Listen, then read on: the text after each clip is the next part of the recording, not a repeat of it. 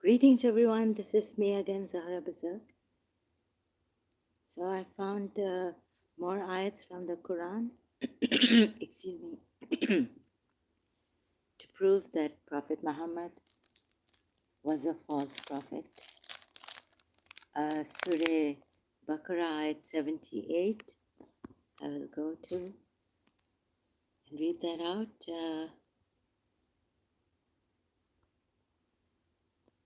I think the words in here.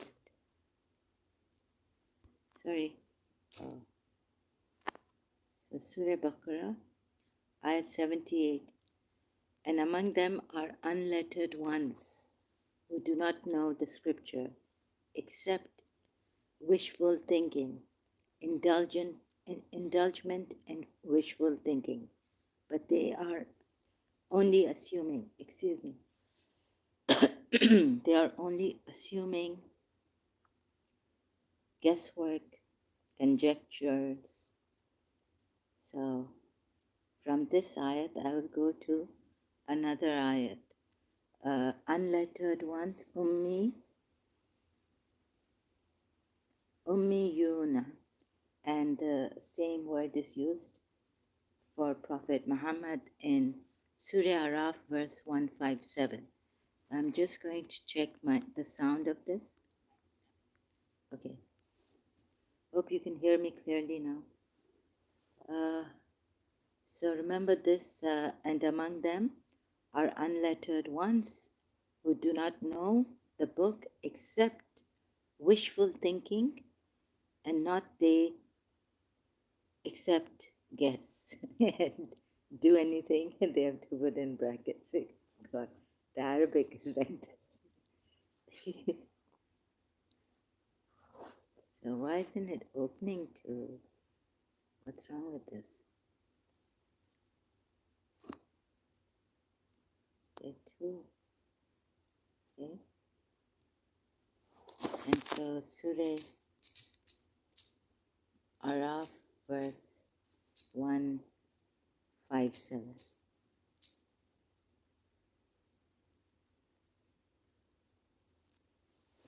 Seems like Prophet Muhammad was a wishful thinker. Didn't know. So those reading it out, Surah Araf verse 157, those who follow the messenger, Rasul, Nabi, the messenger, the prophet, also the prophet, who's the prophet? Excuse me, the unlettered, ummiya, the unlettered. So this is in singular form, ummiya. You see, whom they find him written with them in the Torah. I mean, it's strange the way it is written. And the Injil, he commands them to the right and forbids them from the wrong, and he makes lawful for them the pure things and makes unlawful for them the impure things, and he relieves from them the burden. Oh, how he relieved from them the burdens. I must, you'll see how he relieved from them the burdens later on when I show you, and from the other ayats in Surah Baqarah. So I'll be going back to Surah Baqarah. So he relieves them from the burden and the fetters which were upon them. So those who believe in him and honor him and help him and follow the light which has been sent down with him, those are they, the successful ones. Right? Very successful. So it seems in Surah Baqarah, it's mostly about, in the previous ayats, before 78, it's mostly about the children of Israel. Do they not know that God is against, and among them are the unlettered ones. It keeps jumping down to that ayat.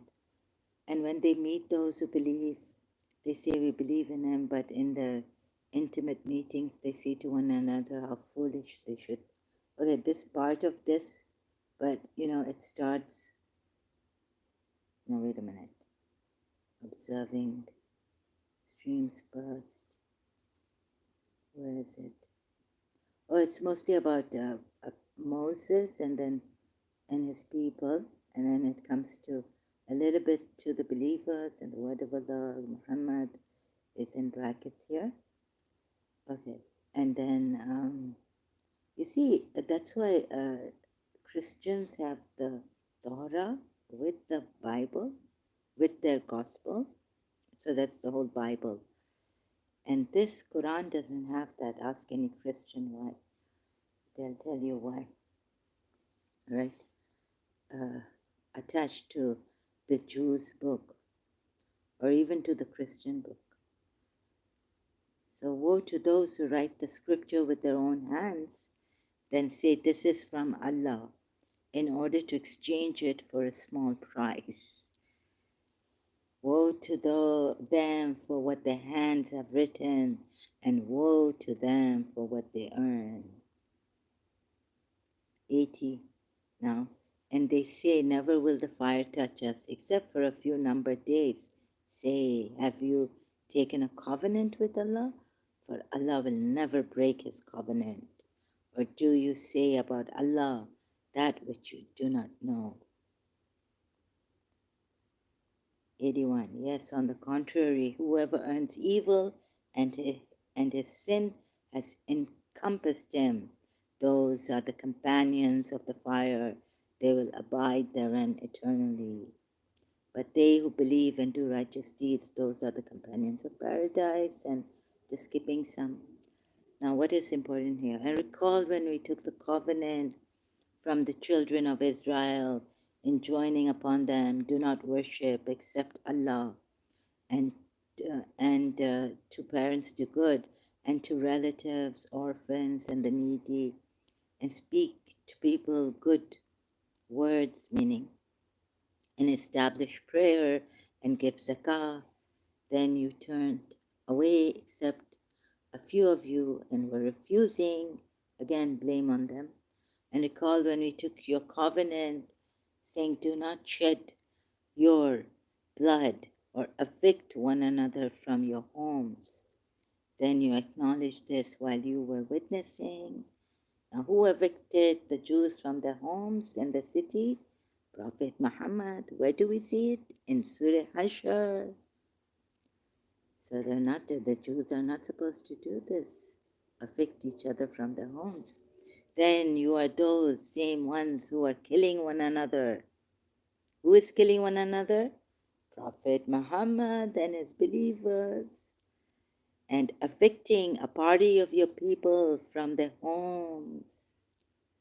And cooperating against them in sin and aggression. Definitely it's sin and aggression. And if they come to you as captives, you ransom them. Ransom them. Surah Muhammad ayat. Strike at their necks. When you meet the disbelievers, strike at their necks. And when you have tied them up tightly in bonds, then either ransom them. So this is how they take money. You ransom them. In the Jewish, it has come that you can't even ransom them, although their eviction was forbidden to you. So do you believe in part of the scripture and disbelieve in part? You understand what I'm trying to say? Oh, I wish I was eloquent. Then what is the recompense for those who do that among you except disgrace in worldly life? And on the day of resurrection, they will be sent back to the severest of punishment. And Allah is not unaware of what you do. So before reading more, right? Who were evicted? The Israelis are Forbidden here to evict. I mean, but it doesn't say the Jews. But like, okay, believers, you must not evict, meaning expel anyone from their homes. You are forbidden here. Or is this the Jewish scripture that has come to Huawei or someone later on? Cooperating against them in sin and aggression, evicting a party of the people from their homes. The reason why I have not put this in the notes is because for now, just showing you like this, an introduction, and then I will come back later again with notes. So going where? Surah Hashr.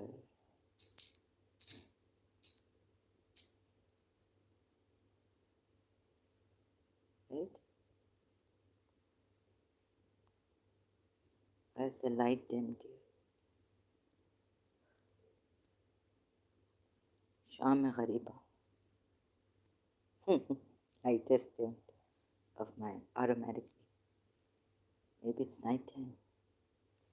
It is he who expelled the ones who disbelieved among the people of the scripture from their homes at the first gathering. Why didn't the Shia see this and they made us cry about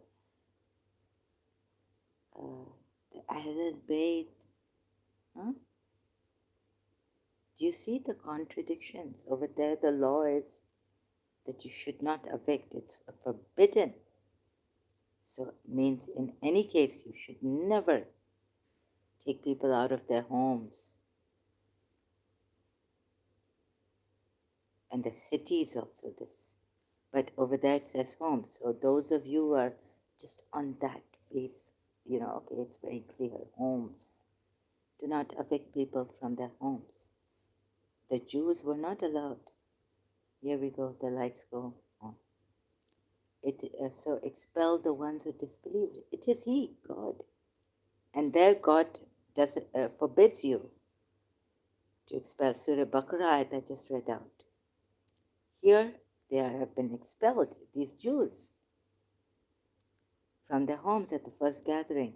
You did not think they would leave, and they thought that their fortresses would protect them from Allah. But the decree of Allah came upon them from where they had not expected. Finally, the new decree. Of course, they didn't expect it because the Jews were forbidden. Maybe that Surah Baqarah is for the Jews to evict the people from their homes. And He cast terror into their hearts. They destroyed their houses by their own hands and the hands of the believers. So take warning, O people of vision. Oh, arrogant, this using Allah. What else is there? Surah, this is even, no, I mean, I can't say this, but this is addition, great addition. Surah As-Sabayat. Land you would take the property. Land you never have trodden on. Right? Let's search it like this. 27th ayat of Surah Azab, I keep forgetting. And He caused you to inherit the land and the residences and the riches. See how dishonest this Prophet Muhammad is. How he's taking money. How he's taking their houses, inheriting the riches, the residences, land that you have not trodden on, you Muslims. Right? This is for you Muslims, right? Please get out of this religion. Shias also. Oh my God, had I known this before. If I could have this now, very easy search engine. Oh my goodness, this is terrible. And He caused you to inherit the land and the homes and the properties and the land which you have not trodden. And if they say, oh, they attempted an assassination. Doesn't the Jews didn't do that? He could have moved away, right? They tried to kill him. Where does it say that? In Surah Ayats. So please see this. You can't do this. It doesn't say in Surah Ayats. Be very careful. So I don't know how to really show you that in like evidence. This is the way I do my research, and evidence is this for me. This is the way I get evidence, not by the method of Muslim method, right? Why is the light going on and off? I don't know. Okay. Oh my goodness, and ever is Allah over all things competent.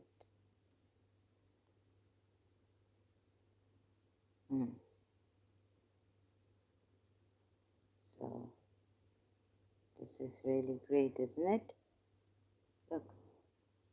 Then you are those same ones who are killing one another and evicting a party of your people from their homes, cooperating against them in sin and aggression. And if they come to you as captives, you ransom them. You sell them. It means you sell, or you ransom them, right? I'm really bad at this ransom.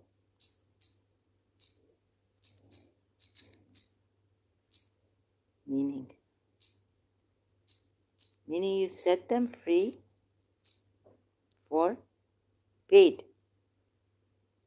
A sum of money demanded. Thank you, Google search, dictionary. A sum of money demanded or paid for the release of a captive. So what has he done?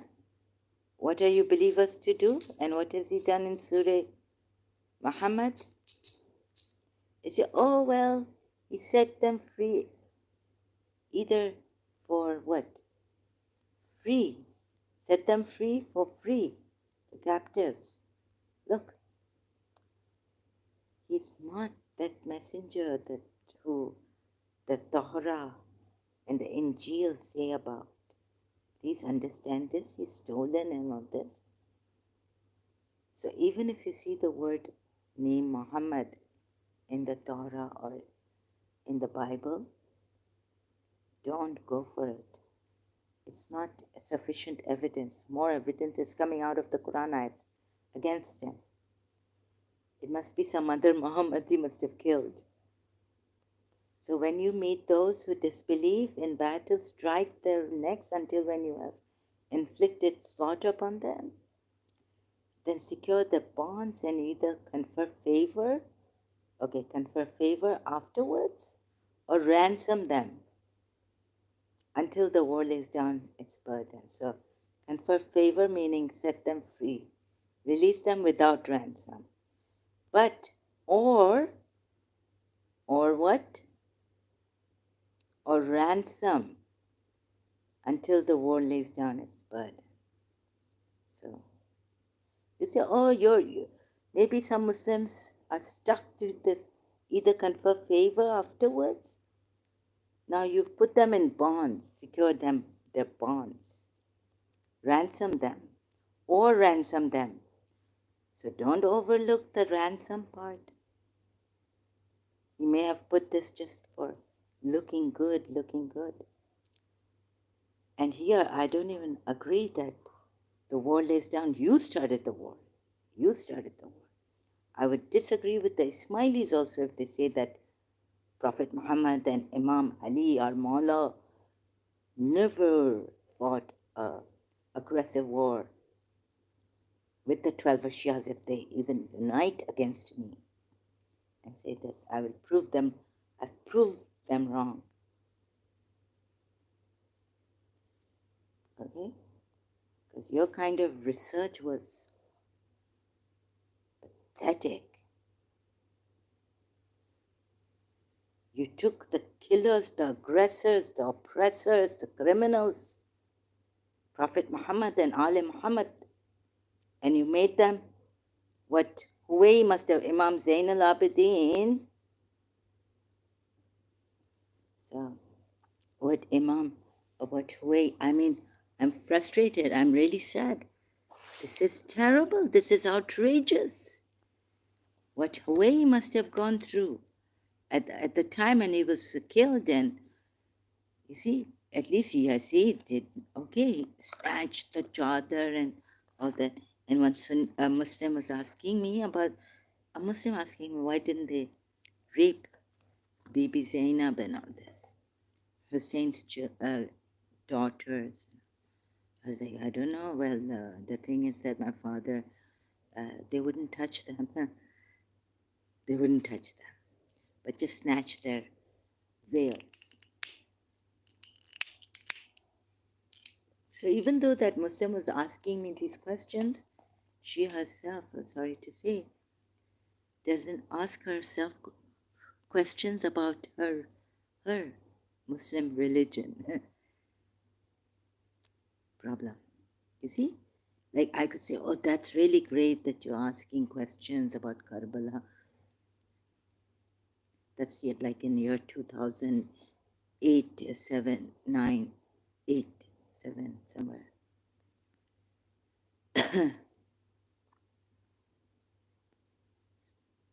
So, sorry. Yeah, so look at this. Try to, you see, unlettered, and then I hope some Christians help me on this, because I need their help about this, on this now. Before I used to say Christians don't come here. Hindus don't come here, right? But now, like, I need, what I heard from the Christians was that's why, you see, the Quran, it's in a debate or something. I don't like debates, they go really bad, calling each other names and all this. So, you never get anything out of debates. Not much really, just having, having a go at each other and sticking to your religion. What, I mean, or your belief or opinion or whatever it is. So, now, I may be a little harsh today, but shouldn't I be angry? I mean, can you imagine how the Shias have, the Imams made it change? Like, it's not the Shia's fault, the followers, but it's the Imam's fault. Can you believe it? How he's turned it around? It's right there in front of us. If I had done this kind of research without fear, thanks to Abdullah Gondal, when he came out with, I was like, I could have never been able to do this, like, public. But when I saw Abdullah Gondal, I said, so I have to thank them, and don't blame them, please. But I would have been an ex-Muslim, and like I thought we could never challenge the Quran, right? Although I once asked my father about Surah, I saw verse 37. Like, I was to myself like, what is this? And then that's in year 2000 when I had gone mad. So, and when I couldn't control myself. So I said, I went down, not in 1987, 88, 89, somewhere, where about Surah Nur, Ayat 33. Look, prostitution. I would never do that. I just kept it inside of me and forgot about it at times. Sorry about the background sound. So please let this sink into you about so you see, about Surah Baqarah, Ayat 78, unlettered ones who do wishful thinking. And they say that even this one, 79, they say that so those are the ones who have bought the life of this world. Where's it? No, sorry, it's where am I? Oh, I'm on 80. Yes. Oh my goodness. And you wrote it with your own hands. And recall when we made a covenant with the children of Israel, you shall serve none but Allah. Where is it? Still 80. I think I'm wearing the wrong reading glasses for now. Let me get strong. Let me see, try this one. Yeah, this is better. Among them are unlettered ones. And he's an unlettered one. And he doesn't have that proper knowledge of the scriptures like Jesus Christ did. Right?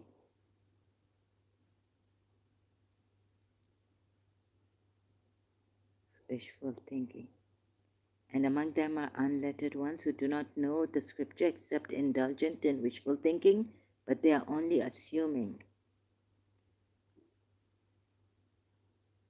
Who are these? So there's one clue that came, unlettered. And I went, where's this unlettered messenger prophet? He's called the messenger and a prophet, both. You see, Surah Araf, verse 157. So I caught him. More eyes coming that he's a false prophet. And it wasn't Ishmael, it was Isaac. Shouldn't rely on this. Quran. And even when the Christians say we rely on the Quran for something, I hope they don't. Like, there was a debate I saw. Heard. Yeah, I saw on YouTube, right? Unlettered ones. So what does it, you have to contemplate on this if you want to get deep into this. If you feel, well, these two ayats, comparing them, nothing is wrong with that. These are unlettered ones. They are not Rasul, not messenger, but this is how you find out. Like, this is all I have to find out, right? I wish I had more. So please help me. That could it be that this ayat compared to that ayat, and also more, like not only that, but the Jews or who, the believers are not supposed to evict people from their homes, and this is what he's done. I'm just jumping to conclusion that these ayats must be coming from the Jews, except for some things added, like you'll be burning in the fire, burning in the fire. Okay, 78. And among them are unlettered ones who do not know the scripture except indulgent in wishful thinking, but they are only assuming. Zunu. No. Yazunu. Zunu. And so woe to those. When Imam Ali, when I used to read Kafi, and Imam Ali would say to the Jew, woe to you. I say, why is this Imam Ali? Later on I'll say, why is Imam Ali? Oh, now it's woe to him. Woe to you, those who write the scripture with their own hands, then say, this is from Allah, when it is not from Allah, in order to exchange it for a small price. Woe to them. Again, woe to Ali Muhammad. I'm getting emotional. Woe to them for what their hands have written, and woe to them for what they earn. right? Spend in the way of Allah, but the ones didn't help him. Woe to you for your lies. Ali Muhammad and Muhammad, woe to you. How you affected these Jews, how blame, look, blame after blame against the Jews. And they say, never will the fire touch us, except for a few numbered days. Say, have you taken a covenant with Allah? For Allah will never break his covenant. Or do you say about Allah that which you do not know? Yes, on the contrary, whoever earns evil, his sin has encompassed in all this fire burning. But they who believe, okay, and recall when we took the covenant. Yes, this is from the children of Israel. You see, you believers can do this. Break homes of the Jews and evict them from their homes and their city. Believers can break homes. Jews could not. Children of Israel could not. Do not worship except Allah, and to parents do good, and to relatives, orphans, and the needy. And speak to people good, and establish prayer, and give zakah. Even the children of Israel. Then they cut this out. And recall when we took your covenant, blaming them, saying, do not shed your blood or evict one another from your homes or their homes. Then you acknowledged this while you were witnessing. You acknowledged it. Then you are those same ones who are killing one another and evicting a party of your people from their homes. Now their homes. See? Children of Israel. What does he do? He does everything against them. Now if a prophet came and he does something against the Torah, maybe bringing something better, but he has, what better has he brought? Jesus at least said, love your neighbor, love your enemy. Your neighbor could be anyone, but love your enemy also. Bless those who curse you. So I think this is, for me, it's sufficient evidence, because these are last parts. Wherever I find now he's false prophet, I've proven the Quran false. Evicting a party of your people from their homes, cooperating against them in sin and aggression. That's definitely. And if they come to you as captives, you ransom them, although their eviction was forbidden to you.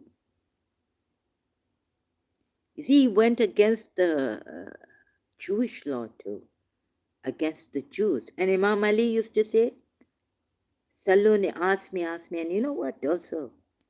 That for the Jews, if they remain Jews, I will, and if they have a problem, I will solve their problem, their disputes from their books, from their law books, religious law. Applying that. Oh, Imam Ali, woe to you, and woe again, and now Shias, you must have the heart. Your heart doesn't cry for these. So this was not in the Jewish scripture. It wasn't allowed. Sorry. I'm so bad at this. This was not, where's Surah Hashar? Here. This was not allowed. People of the scripture from their homes expelled in the first gathering. I thought they were meeting in a battle or something. They were gathered to be expelled from their city. I keep telling you it's not Prophet Muhammad's city. Whenever I come to this ayat. And he's used this Allah. And the things they say that Allah has, it's it. This is it. It's it. So more ayats have come against Prophet Muhammad from their homes at the first gathering. You did not think they would leave, and they thought that their fortresses would protect them from Allah. Now, what else? What evidence? How do you prove that this is the true Allah and the true Prophet Messenger, unlettered, Ummi?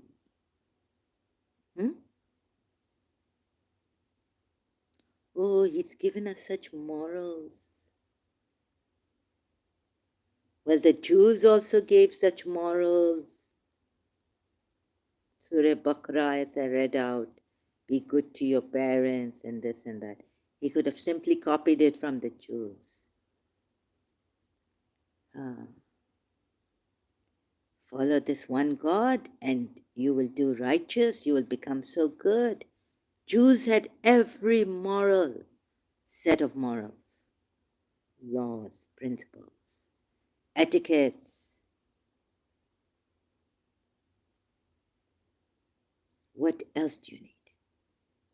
Is this not sufficient evidence in addition to what I've given you earlier on against this prophet and using Allah and exchanging wives and all? Okay, it could be exchanging wives, that he divorces a wife of his, and then in order to fill up for that wife, he takes another wife, which this ayat could be saying.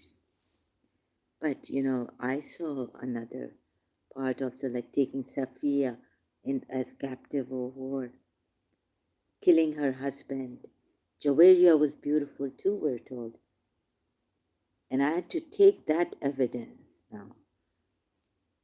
So he likes, if you see, because it says here in the Quran ayat, even though their beauty might please you. So he wasn't giving any of his wives. It wasn't that kind of an exchange, perhaps. But more I see is that he was stealing wives of others. So sorry, even if you think this Arabic phrase goes that if